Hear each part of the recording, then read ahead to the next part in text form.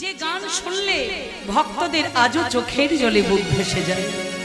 সখী সে হরি কেমন বা নাম শুনে যা এত প্রেম জাগে চোখে আনে এত জল। সখী সে হরি কেমনে ভাবিয়ে দাও তোমার ভাবে কান্তি দিয়ে, দাও তোমার ভাবে কান্তি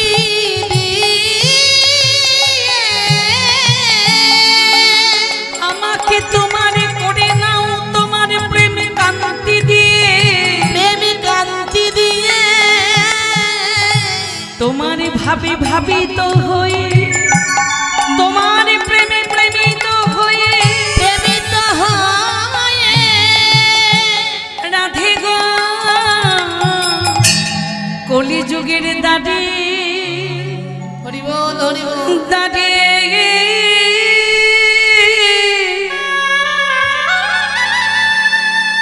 আমি কেঁদে বেড়াব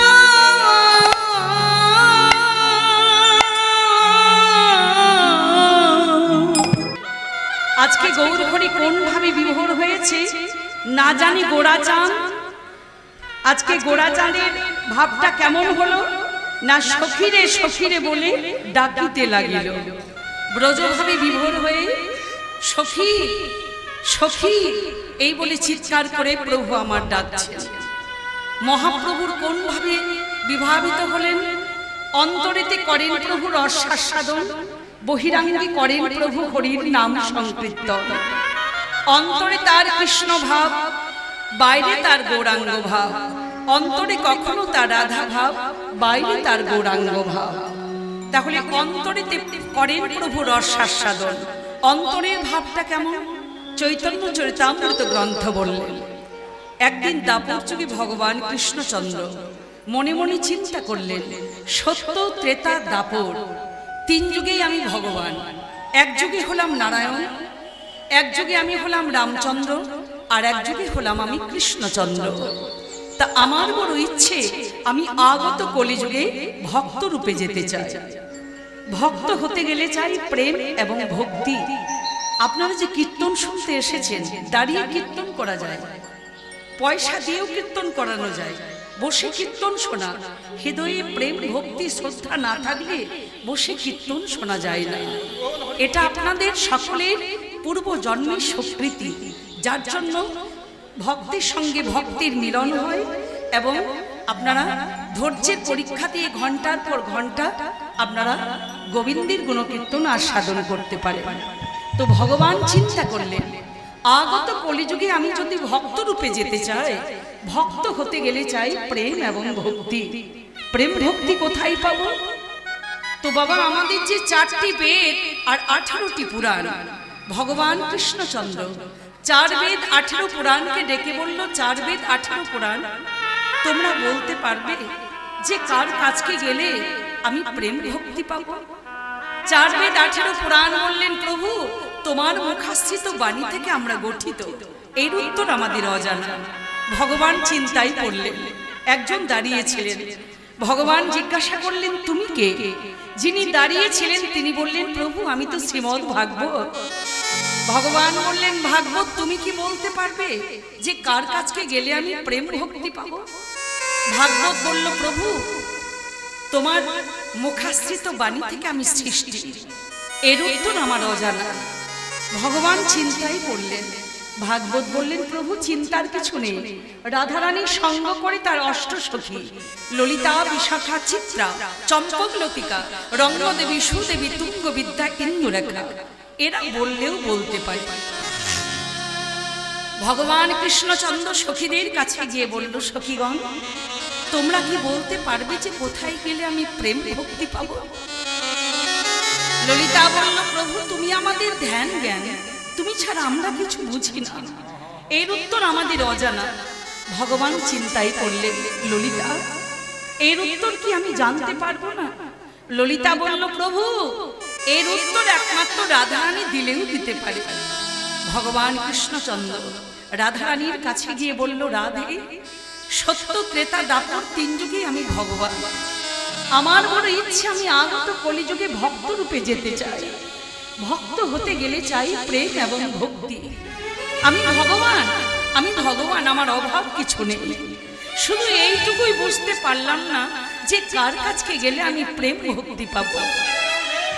রাধারানী মনে মনে চিন্তা করল, বধূ, তোমার অহংকারে তুমি কি না বলছো আমি ভগবান, আমার অভাব কিছু নেই।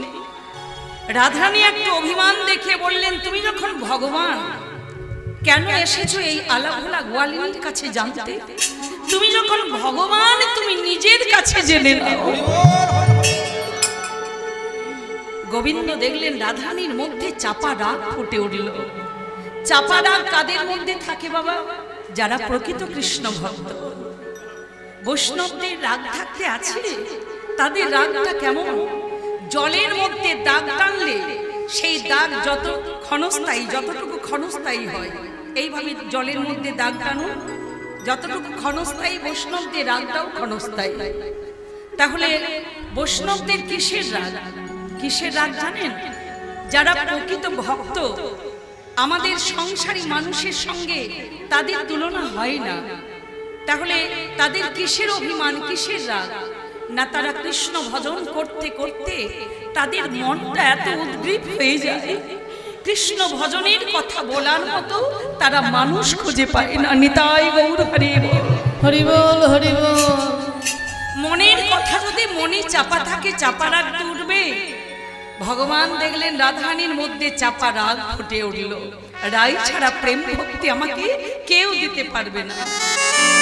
ভগবান কৃষ্ণচন্দ্র ভিখারির মতো রাধারানীর কাছে করজোড়ে হাত পাতলেন। রাধে, রাধে গো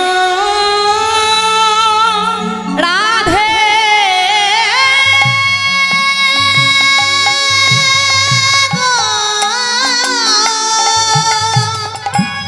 বড়ই আশা করে আমি তোমার কাছে এসেছিলাম। বড়ই আশা করে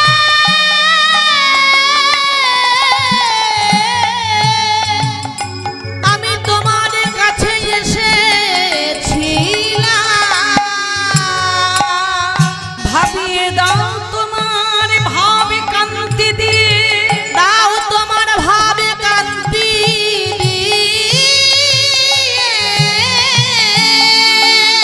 আমাকে তোমার করে নাও তোমার প্রেম কান্তি দিয়ে। প্রেমে কান্তি দিয়ে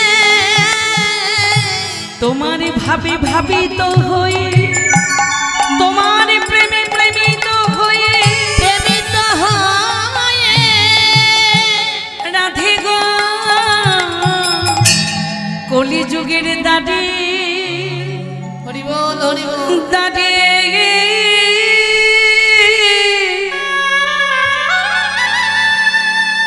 আমি কেঁদে বেড়াব।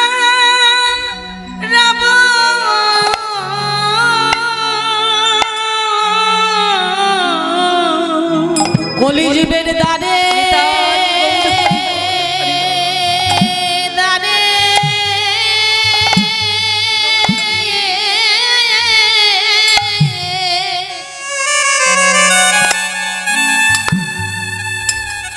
দাঁড়ে দাঁড়ে কেঁদে বেড়াব।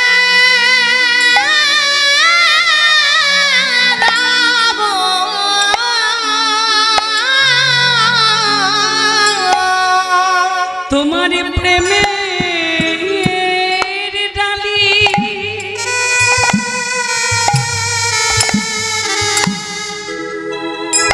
আমার মাথায় লয়ে,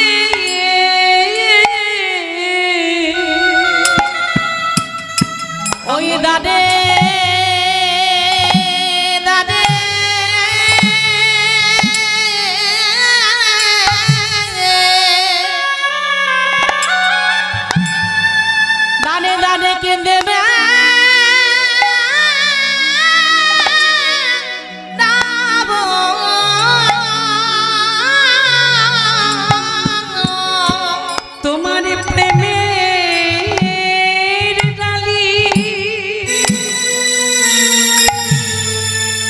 আমার মাথায় লয়ে বলি রাধে কৃপা একবারে করো বলে তোমার প্রেমে নিতাই গৌর হরি হরি। ওই মাথায় লয়ে রাধে কৃপা করো বলে তোমার প্রেমের ডালি মাথায় লয়ে রাধে কৃপা করো বলে তোমার প্রেমের ডালি রাধে ভিক্ষা দাও। মাথায় লয়ে রাধে কৃপা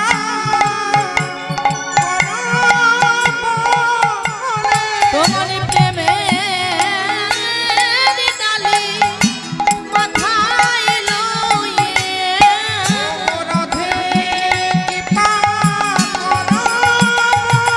তোমার প্রেমের ডালি মাথায় লয়ে তোমার প্রেমের ডালি মাথায় লয়ে নিতাই গৌর হরি হরি হরি ডালি মাথায় লয়ে তোমার প্রেমের ডালি মাথায় লয়ে তোমার প্রেমের ডালি মাথায় লয়ে বলি দিবের দারে দারে কেঁদে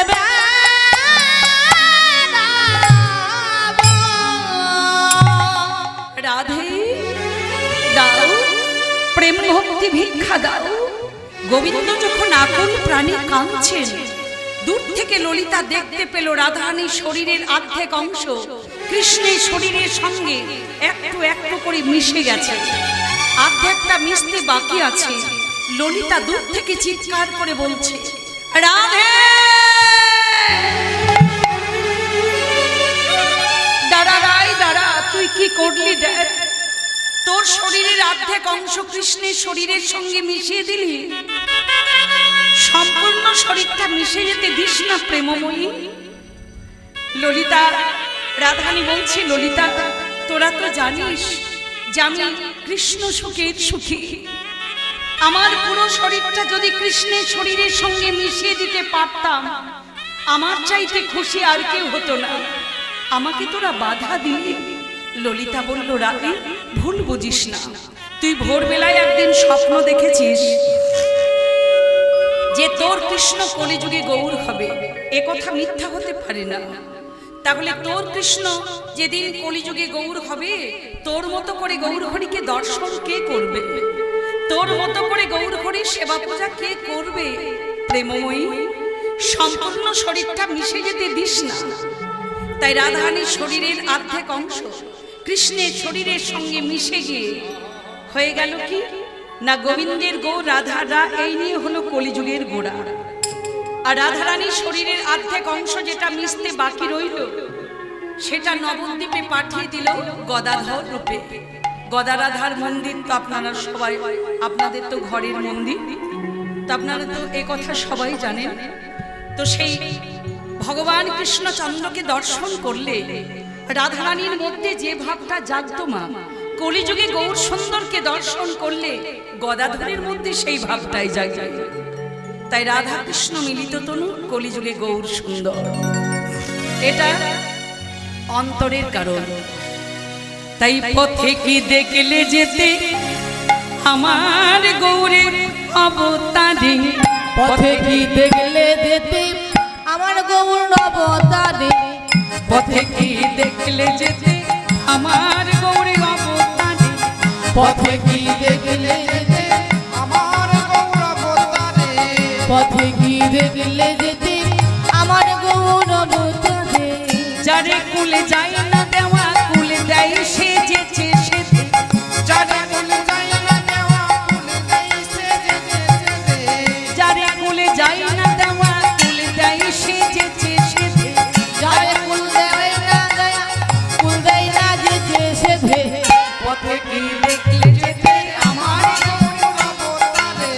পথে কি দেয় না যেতে আমার গৌর অবতারে পথে কি দেখলে যেতে আমার অবতারে জগতে জগায় মাধায় গীতায় গৌর হরিব হরিবল হরিবল জগতে জগায় মাধায় মগ্ন যারা পাপের পাকে জগতে জগায় মাথায়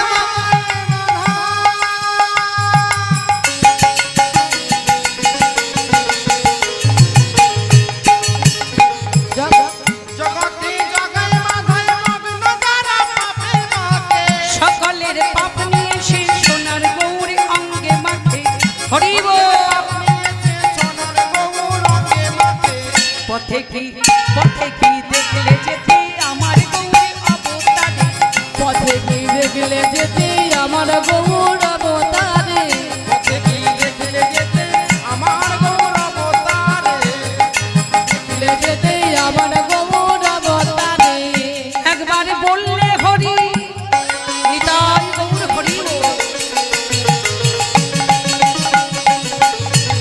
হরিবল হরিবল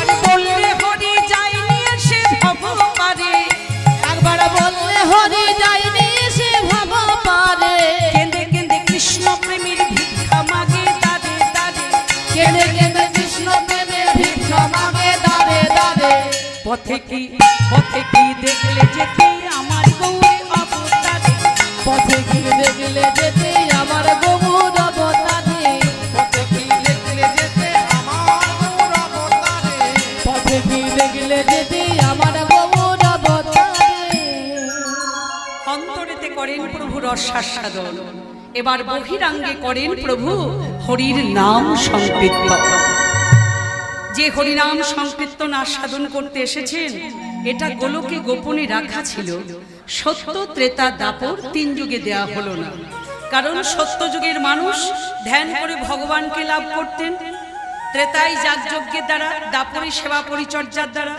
কলিযুগে স্বল্পায় জীবকে দেখে প্রভু চিন্তা করলেন কলিযুগের মানুষগুলো দান ধ্যান করতে পারবে না কলিযুগের মানুষগুলো যাগযজ্ঞ করতে পারবে না কলিযুগের মানুষগুলো সেবা পরিচর্যাও করতে পারবে না কেন বাবা মহাপ্রভু কলির জীবকে দেখে এত দুর্বল কেন মনে করলেন প্রভু বিচার করে প্রভু দেখলেন কলির বেশিরভাগই জীব খুব চঞ্চল চঞ্চল মন নিয়ে সাধন ভজন করা যায় না তাই মহাপ্রভু দেখলেন কি কলিযুগে সব দোষের আকর কিন্তু কলিযুগের মহৎ গুণ কি এই কলিযুগে যিনি কীর্তন গানের আয়োজন করাতে পারবেন এই কলিযুগে কীর্তন গান যিনি কানে শুনতে পারবেন এই কলিযুগে হরিনাম সংকীর্তন যিনি মুখে বলতে পারবেন সেই একমাত্র বন্ধন মুক্ত হয়ে পরম পুরুষকে লাভও করতে পারবেন নিতাই গৌর হরি বল। তাই মহাপ্রভু গোলকের গোপন ধন কলিযুগে আনলেন এটা রাধারানীর হৃদয় ভাণ্ডারে লুকানো ছিল এবার দয়াল নিতাই কলিযুগের দাঁড়ে দাঁড়ে অযাচিত ভাবে বিতরণ করলেন অযাচিত ভাবে বিতরণ করলেন হরি নাম দিয়ে জগৎ মাতালো আমার একলা নিতাই হরি নামে দিয়ে জগৎ মাতালো আমার একলা নিতাই হরি নাম দিয়ে জগৎ মাতালো আমার একলা নিতাই হরি নামে দিয়ে জগৎ মাতালো আমার একলা নিতাই একলা নিতাই একলা নিতাই একলা নিতাই একলা নিতাই আমার একলা নিতাই একলা নিতাই একলা নিতাই একলা নিতাই হরি নাম দিয়ে জগৎ মাতালো আমার একলা নিতাই হরি নাম দিয়ে জগৎ মাতালো আমার একলা নিতাই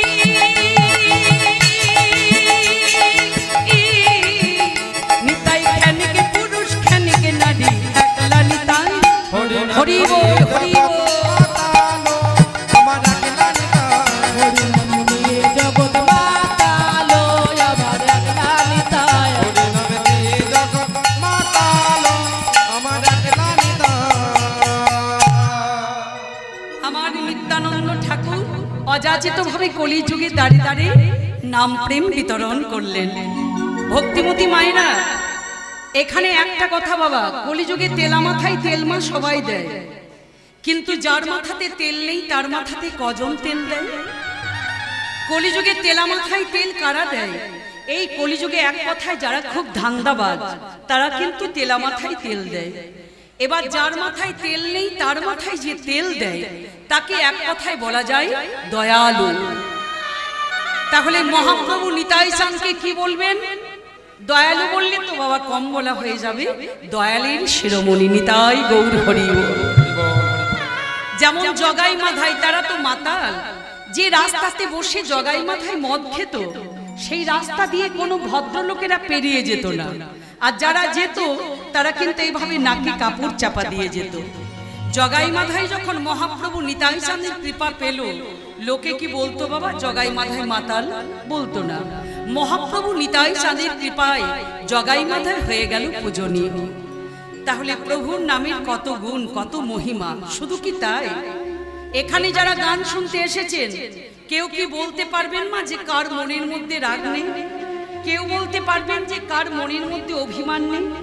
প্রত্যেকটা মানুষ আমরা রাগ আর অভিমানে পরিপূর্ণ, যার জন্য জ্বলে পুড়ে মরে যাচ্ছে। মহাপ্রভু নিতাই চাঁদ বললেন, ওগো কলির জীব, তোমরা বড় ভাগ্যবান, কলিযুগে তোমরা জন্মগ্রহণ করেছো, কিন্তু তোমাদের মনে কারো শান্তি নেই। কেন নেই? না, প্রত্যেকটা মানুষ তোমরা রাগ আর অভিমানে পরিপূর্ণ আছো বলে। তা মনের মধ্যে রাগ অভিমান পুষে রাখা মানে কি জানেন মা? শুধু পাপকে প্রশ্রয় দেওয়া। তাহলে আমাদের মানুষের মন থেকে রাগ অভিমানগুলো কখন দূরে সরে যায়? মানুষ যখন কেউ মহাপ্রভু নিতাই চাঁদের কৃপা পায়। নিতাই গৌর হরি বল, হরি বল, হরি বল, হরি বল। শুধু কি তাই, এখানে যারা গান শুনতে এসেছেন, এক পাশে ভক্তিমতী মায়েরা বসে কীর্তন শুনছেন, আর এক পাশে আমার কৃষ্ণ ভক্ত বাবারাও বসে কীর্তন শুনছে। এই যে বসে কীর্তন শোনা, এটাকে বলা যায় নারী পুরুষের একসাথে ধর্ম আচরণ করা। আমরা কিন্তু সবাই বাবা ধর্ম আচরণ করছি। এই নারী পুরুষের একসাথে ধর্ম আচরণ বহু প্রাচীন যুগ থেকে বেদের নিয়ম ছিল, কিন্তু পুরুষ শাসিত সমাজে নারীদের অধিকারটা বঞ্চিত হয়ে গিয়েছিল। যেমন ধরুন, এই যে মহাপ্রভুর মন্দিরে, রাধা গোবিন্দ মন্দিরে একজন পুরোহিত মশাই সময় মতো ওখানে পুজো করছেন। পুরোহিত মশাইয়ের গৃহিণী কিন্তু অধিকার নেই যে ওই আসনটিতে বসে পুজো করি। কেন নেই? না, পুরুষ শাসিত সমাজে নারী পুরুষের তুলনামূলক সমান অধিকার হয় না। তাহলে আপনারা যে কীর্তন শুনতে এসেছেন, এক পাশে মায়েরা বসেছেন, এক পাশে বাবারা বসেছেন, বসে কীর্তন শোনা প্রচলন কিন্তু ছিল না। মহাপ্রভু নিতাই চাঁদ আন্দোলন করে এই বসে কীর্তন শোনা অধিকার এনে দিয়েছে। কি দিয়ে আন্দোলন করেছিলেন? অস্ত্র দিয়ে। অস্ত্র আর কতটুকু ধারালো? অস্ত্রের চাইতেও অনেক ধারালো অস্ত্র কি জানেন? শুধু এই হরিনাম সংকীর্তন। নিতাই গৌর হরি বল। তাহলে আমার মহাপ্রভুর বাড়ি আপনাদের নবদ্বীপ, আর আমার নিতাই চাঁদের বাড়ি আমাদের বীরভূম জেলা। নিত্যানন্দ প্রভুর ধামের মাহাত্ম্য কি জানেন? যদি কেউ কোনোদিন বৃন্দাবনে যান, আগে বীরচন্দ্রপুরে গিয়ে বাঁকারাইকে দর্শন করতে হয়, বাঁকারাই প্রসাদ পেতে হয়, তারপর আপনাকে বৃন্দাবনে যেতে হবে। নিতাই কৃপা না পেলে আপনি গৌর কৃপা পাবেন না, আর গৌর কৃপা না পেলে কৃষ্ণ কৃপাও পাবেন না। নিত্যানন্দ ধামে কত মাহাত্ম্য! সেখানে পঞ্চপাণ্ডব এসেছিলেন অজ্ঞাতবাসে, সেখানে ব্যাসদেব এসেছিলেন। শুধু কি তাই, নিত্যানন্দ প্রভু তিনি মন্ত্র দিতেন, যে মন্ত্র আমরা গুরুদেবের কাছে নিই। এবার নিত্যানন্দ প্রভু বীরভূম জেলা থেকে যখন অন্যান্য জেলাতে হরিনাম প্রচার করতে যেতেন, নিত্যানন্দের অবর্তমানে তার স্ত্রী জাহ্নবী দেবী তিনি তখন মন্ত্র দিতেন। তাহলে জাহ্নবী মায়ের সাক্ষাৎ মন্ত্রের শিষ্য পদকর্তা জ্ঞানদাস, পদকর্তা বলরাম দাস, এনারা হলেন জাহ্নবী মায়ের সাক্ষাৎ মন্ত্রের শিষ্য। তাহলে বাবা জাহ্নবী দেবী তিনি তো নারী, নারী বলে মহাপ্রভু নিতাই চাঁদ তো তাকে পিছিয়ে রাখলেন না, এই কলিযুগে নারী পুরুষের সমান অধিকার দিলেন। শুধু কি তাই, এই হরিনামে রাজা ধুলাই লুটাই প্রতাপরুদ্র তার প্রমাণ। আপনারা রাজা প্রতাপরুদ্রের কথা শুনেছেন। মহাপ্রভু যেদিন সন্ন্যাস মন্ত্রে দীক্ষা নিলেন, দীক্ষা নেওয়ার পর শান্তিপুরে অদ্বৈত আচার্যের গৃহে সচিমায়ের সঙ্গে নিমাইয়ের দেখা হলো। সচিমা নিমাইকে দেখে কাঁদল। নিমাই বলল, মা, পৃথিবীতে সবার উপর গুরু হলো মা, তারপর বাবা। তো মা, তুমি যে কাঁদছো, তুমি কি চাও যে আমি সংসারে ফিরে যাই? সচিমা বলল, নিমাই, আমি জানি বাবা, সন্ন্যাস মন্ত্রে দীক্ষা নিলে আপন জন্মভিটিতে কোনোদিন ফিরতে নেই। আমি এটাও জানি, কোন বংশে যদি একজন কৃষ্ণ ভক্ত সন্তান জন্মগ্রহণ করে, তাহলে তার 14 পুরুষ উদ্ধার হয়ে যায়। নিতাই গৌর হরি। নিমাই বলল, মা, তাহলে তুমি কাঁদছো কেন? ওরে নিমাই, তুই আমার নয়নের মণি, এই যে ঘর ছাড়ার মন্ত্র নিলি, এরপর তুই কোথায় গিয়ে থাকবি? মহাপ্রভুর খুব ইচ্ছে ছিল বৃন্দাবনে গিয়ে তিনি রাধা প্রেম আস্বাদন করবেন। প্রভু খুশি হয়ে বললেন, ও মা, আমি বৃন্দাবনে যেতে চাই। সচিমা বলল, নিমাই, আমি তোকে বাধা দিলাম, তুই বৃন্দাবনে গিয়ে থাকতে পারবি না। মা, আমি যদি বৃন্দাবনে গিয়ে থাকি তোমার কষ্ট হবে। ওরে নিমাই, নবদ্বীপ থেকে বৃন্দাবন অনেকটা পথ, তুই যদি বৃন্দাবনে গিয়ে থাকিস বাবা, আমি তোর কোনো খবরাখবর পাবো না। মা, তুমি আমার সবার উপর গুরু, আমি কোথায় গেলে তুমি শান্তিতে থাকবে? ওরে নিমাই, আমার আদেশ, তুই পুরী ধামে গিয়ে থাকবি, শ্রীক্ষেত্রে। মায়ের আদেশ পালন করবার জন্য প্রভু আমার পুরী ধামে গিয়ে থাকলেন। পুরীর ঘটনা বলি। পুরীর পান্ডারা মহাপ্রভুকে জগন্নাথ মন্দিরের ভিতর ঢুকতে দিতেন না। কন্যা কোন জাত যদি জগন্নাথ দেবকে ছুঁয়ে দেয়, পুরীর পান্ডারা তারা তো চিনতে পারলেন না যে ইনি সেই কীর্তনরত মহাপ্রভু, ইনি সেই কলিযুগের আনন্দী রাধা। তারা চিনতে পারলেন না। তাই করেছেন কি, যারা পুরী ধামে গেছেন মা, অনুভব করুন, জগন্নাথের চাঁদ বদনের সম্মুখে যে একটা স্তম্ভ আছে, মহাপ্রভু স্তম্ভটার আড়ালে হাত দুটোকে এইভাবে রেখে আড়াল থেকে চোরের মতো চুপি চুপি জগন্নাথের চাঁদ বদন দর্শন করতেন। এখনো মহাপ্রভুর হাতে চিহ্ন সেখানে রয়েছে। এবার রাজা প্রতাপরুদ্র মন্দিরের ভেতর ঢুকছেন, হঠাৎ করে দেখতে পেলেন স্তম্ভটার আড়ালে এত লম্বা মানুষ। এই পুরীধামে এত লম্বা মানুষ এর আগে তো কোনোদিন দেখেনি। মানুষটা কে? রাজা প্রতাপরুদ্র যেমন মহাপ্রভুর বদন পানে চেয়েছেন, মহাপ্রভুর বদন দর্শন করতে পারলেন না। মহাপ্রভুর বদনের মধ্যে জগন্নাথের চাঁদ বদন ভেসে উঠেছে। নিতাই গৌর। সঙ্গে সঙ্গে রাজা প্রতাপরুদ্র এইভাবে দাঁড়ালেন। কেন? তিনি চিনতে পারলেন ইনি আমার সচল জগন্নাথ, ইনি আমার আসল সম্পদ। ভক্তিমতী মায়েরা, এই জগতে টাকা পয়সা গাড়ি বাড়ি সবাই চিনি, আসল সম্পদ কি? গৌরাঙ্গী দুটি পদ যার ঘন সম্পদ, সে জানে ভকতি রসসার। নিতাই গৌর হরি বল। সে জানে ভগতে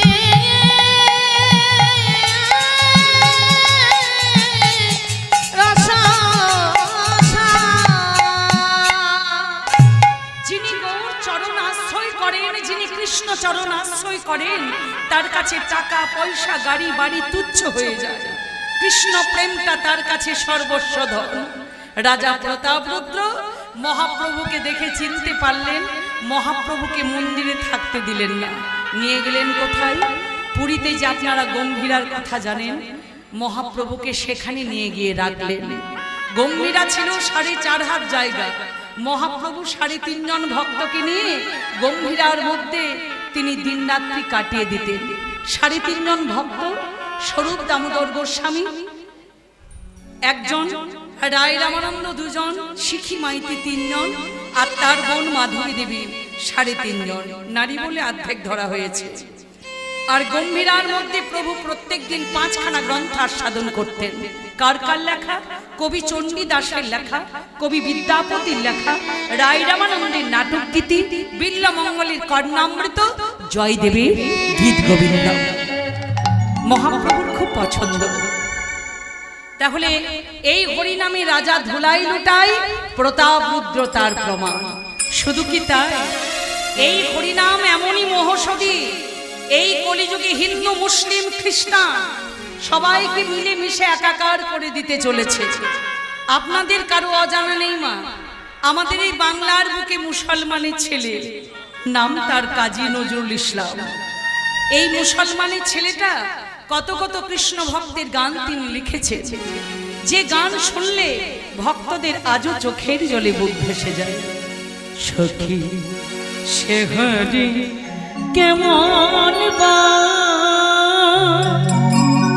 নাম শুনে যা, এত প্রেম জাগে চোখে আনে এত জল। সখী সে হরি কেমনে নাম শুনে যা, এত প্রেম জাগে চোখে আনে এত জল। সখী সে হরি কেমনে সে কি আছে পৃথিবীতে গাহে রাধা নাম বাঁশরীতে, যারি অনুরাগে বিরহ যমুনা হয়ে ওঠে চঞ্চল। সখী হরি কেমন নাম শুনে যার এত প্রেম জাগে চোখে আনে এত জল। সে হরি কেমন এই মুসলমানের ছেলেটা বাড়ি কোথায়? আমাদের বর্ধমান জেলায় আসানসোলের কাছে চুরুলিয়া বলে একটা গ্রামে তার বাড়ি। ছেলেটা জাতিতে মুসলিম, কীর্তন ছিল তার খুব প্রিয়। একদিন কীর্তন শুনতে গিয়ে সবাইকে জিজ্ঞাসা করলো, তোমরা কীর্তন শুনছো? কীর্তন আমারও খুব প্রিয়, কিন্তু আমি তো জাতিতে মুসলমান, তোমরা তো জাতিতে হিন্দু, আচ্ছা বলতে পারো তাকে যদি আমি একবার রাম বলে ডাকি, আমি কি তাকে কাছে পাবো? কারণ আমি তো জাতিতে মুসলমান। বলো না গো, তাকে যদি একবার আমি কৃষ্ণ বলে ডাকি, আমি কি তাকে কাছে পাবো? কারণ আমি তো জাতিতে মুসলমান, তোমরা তো জাতিতে হিন্দু, আচ্ছা বলতে পারো তাকে যদি একবার আমি গৌর হরি বলে ডাকতে পারি, আমি কি তাকে কাছে পাবো? ভক্তিমতী মায়েরা, ছেলেটা জাতিতে মুসলিম, মনের মধ্যে অসাধারণ প্রশ্ন, আর আমরা হিন্দু হয়েও এত সুন্দর প্রশ্ন জাগানোর সময় আমাদের নেই। তারে কি নামে ডাকিলে আসে, কোন রূপ কোন গুণ পাইলে রাধা সম ভালোবাসে। সখী শুনেছি সে নাকি কালো, জালে কেমন সে এত আলো। মায়া ভুলাইতে মায়া বিষে নাকি করে গো মায়ার ছল। সখী সে হরি নাম শুনে যা, এত প্রেম জাগে চোখে আনে এত জল। সখী সে হরি কেমন তাহলে এই একটা মুসলমানের ছেলের কথা বললাম। এই কীর্তন গান এমনই মহৌষধি, হিন্দু মুসলিম খ্রিস্টান মিলেমিশে একাকার করে দিল। তাহলে দেখুন, আফগানিস্তান, পাকিস্তান, ইরান, ইরাক এসব দেশেতে অনেক মুসলমান, তো সেসব দেশের মুসলমানেরা কৃষ্ণ নাম করা তো দূরের কথা, কেউ যদি নাম করে কানে শুনলে তার গলাটা কেটে তাকে সঙ্গে সঙ্গে ফেলে দেবে। তাহলে সেসব দেশের মানুষের পরিবর্তন কেন এলো না?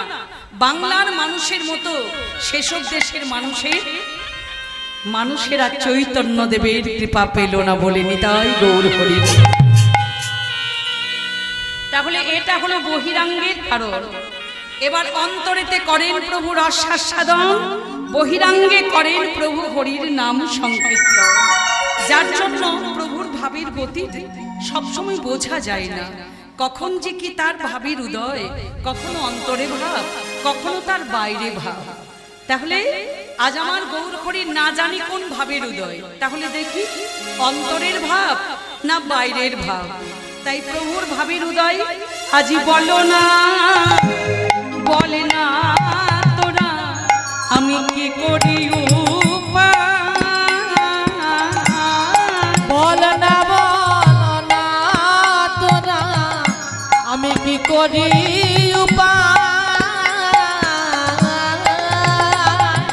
আজ সেই সময়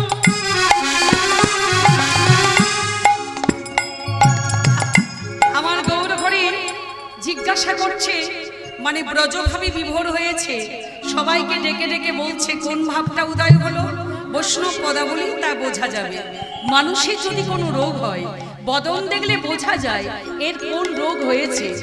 আজকে মহাপ্রভুর ভাবটা কেমন জানেন? ভক্তগণকে সখী মনে করে বলছে, আজি বলে না তোরা কি করি বল না তোরা আমি কি করি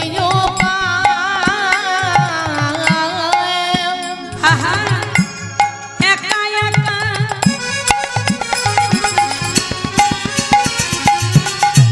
ভাবি আমি প্রাণে বাহিরা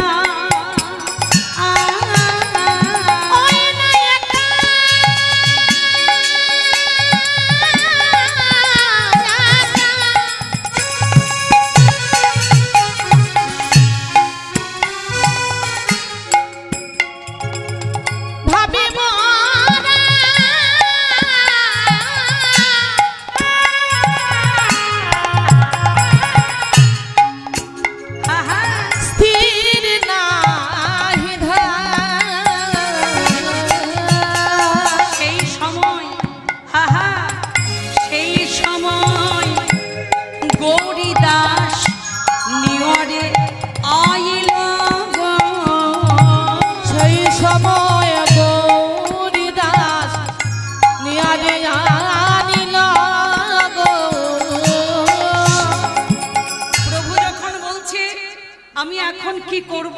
একা একা বসে বসে আমি আর পারছি না, তোমরা আমার বাঁচার উপায় বলে দাও। মহাপ্রভু ভাবটি জানতে পেরে গৌরীদাস কাছে এলেন।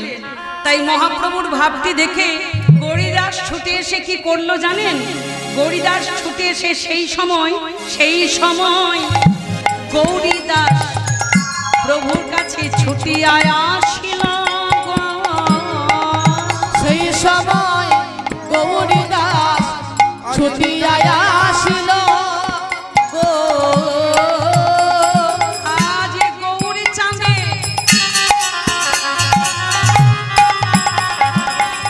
কর্ণমূলে কি যেন বলিল গো।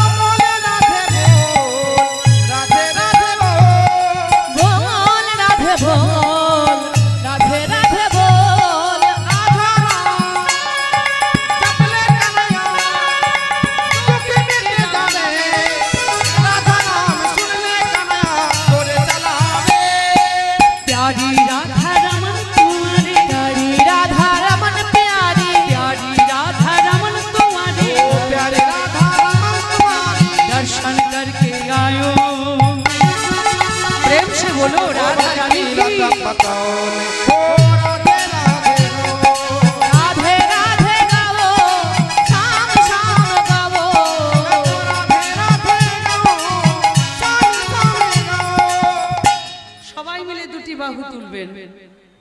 বাবা আপনি একটু সবার দিকে ক্যামেরাটা ঘোরাবেন, কেমন?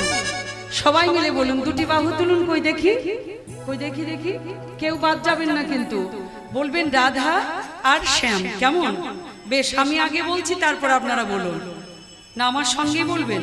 বলুন রাধে রাধে রাধে রাধে রাধে রাধে বল, শ্যাম শ্যাম শ্যাম শ্যাম শ্যাম শ্যাম বল, বলো।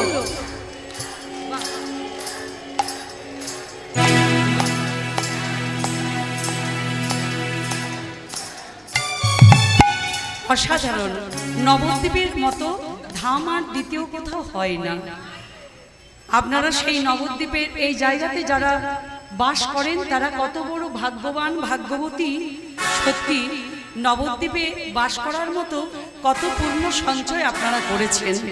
তা সেই নবদ্বীপ ধামে সবাই মিলে আরেকবার বলুন, বলুন রাধে রাধে রাধে রাধে রাধে রাধে বল, শ্যাম শ্যাম শ্যাম শ্যাম শ্যাম শ্যাম।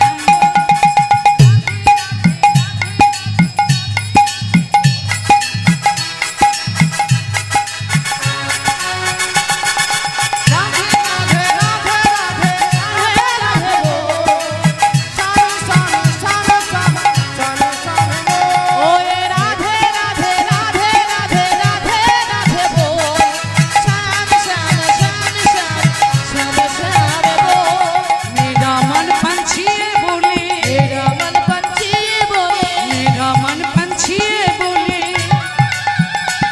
और वृंदावन में जाओ। राधा रानी की जय। ও রাধে রাধে গো राधे राधे गाओ श्याम श्याम गाओ রাধে রাধে গো শ্যাম শ্যাম গো राधे राधे गाओ श्याम श्याम गाओ রাধে রাধে গো শ্যাম শ্যাম গো राधे राधे गाओ श्याम श्याम गाओ রাধে রাধে গো শ্যাম শ্যাম গো राधे राधे गाओ श्याम श्याम गाओ রাধে রাধে গো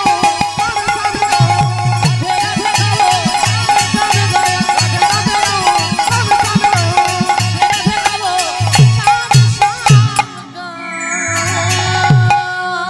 प्रेम से बोलो राधा रानी की, जय श्याम सुंदर की, जय पंचतत्व की, जय अपन अपन गुरुदेव की, जय श्री श्री नवद्वीप धाम की, जय अनंत कोटि साधु गुरु वैष्णव की। जय प्रेम से बोलो निताई गौर हरि बोल। हरि बोल हरि बोल हरि बोल हरि बोल जय राधे जय राधे।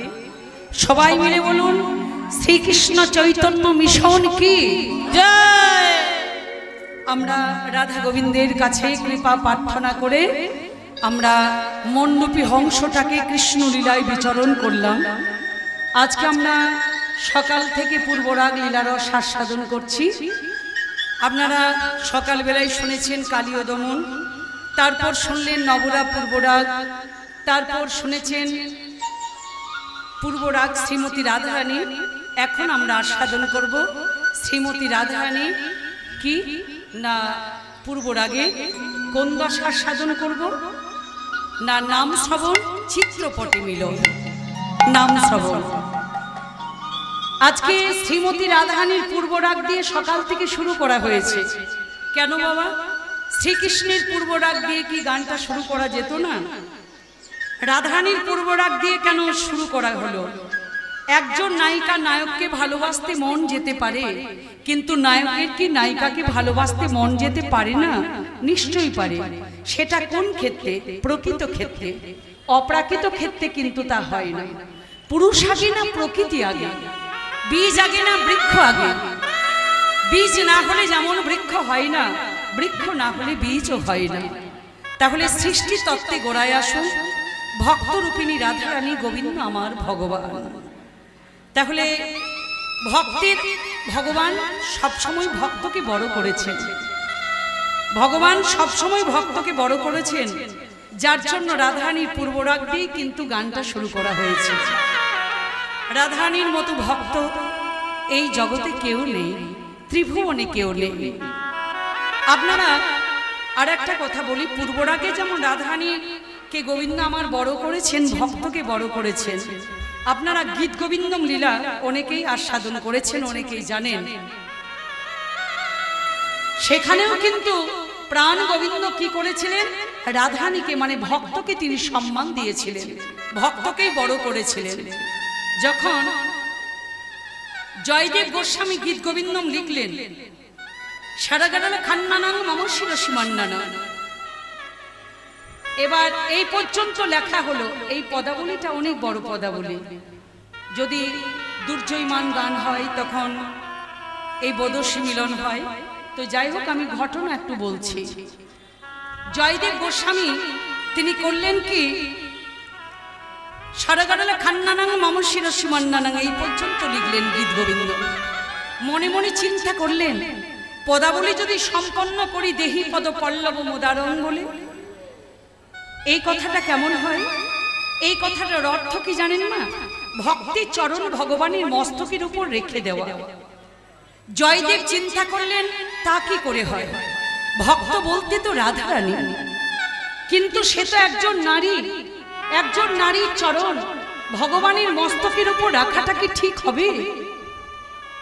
আমি যদি এই পদাবলীটা দেহিপদ পল্লব মুদারং এই কথা যদি লিখি, জগতে সবাই তো জানি যে আমি পণ্ডিত জয়দেব, কিন্তু যখনই দেখবে একজন নারীর চরণ ভগবানের মস্তকের উপর রেখেছে, জগতের সবাই বলা বলি করবে জয়দেব কত বড় মূর্খ দেখো, একজন নারীর চরণ ভগবানের মস্তকের উপর রেখে দিল। জয়দেবের মনের মধ্যে কিন্তু এলো, আর লিখতে পারলেন না, গীত গোবিন্দ সম্পন্ন করতে পারলেন না।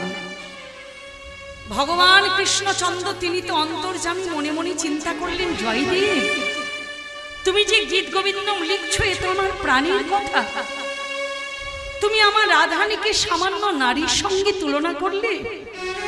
তুমি জানো যে রাধারানী আমার কে? ওগো জয়দেব, ভক্ত যখন ভগবানের সেবা পূজা করে, ভক্তের মনের মধ্যে যদি কিন্তু ভাব থাকে, তাহলে সেই ভজনটা কিন্তু পরিপূর্ণ হলো না।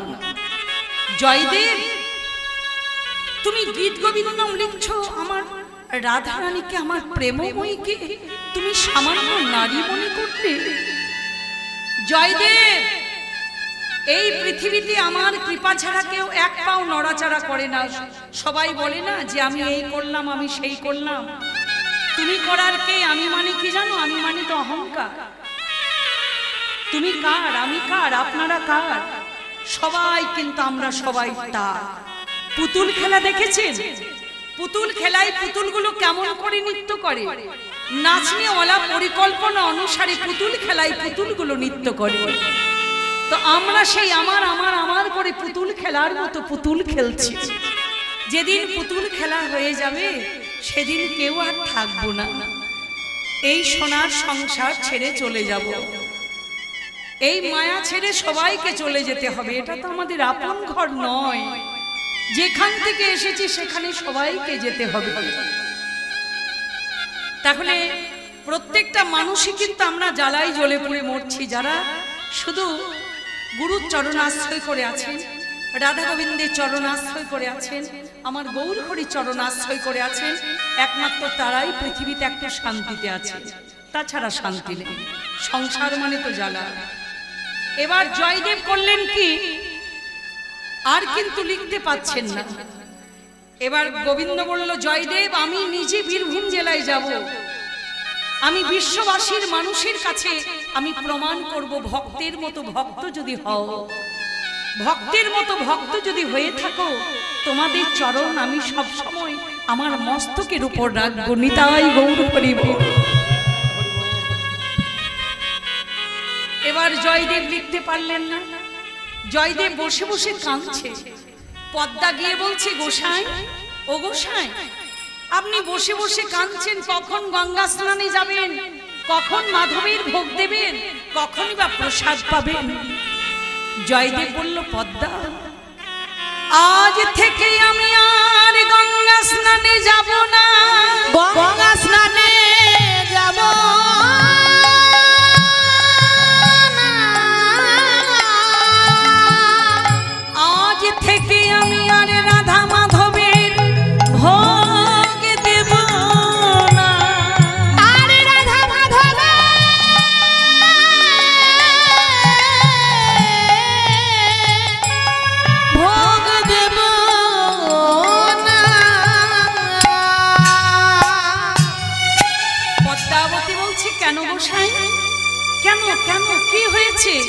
পদ্মা, পৃথিবীতে মানুষকে চিরস্থায়ী নয়, কেউ কিছু নিয়েও আসে না, কেউ কিছু নিয়েও যায় না।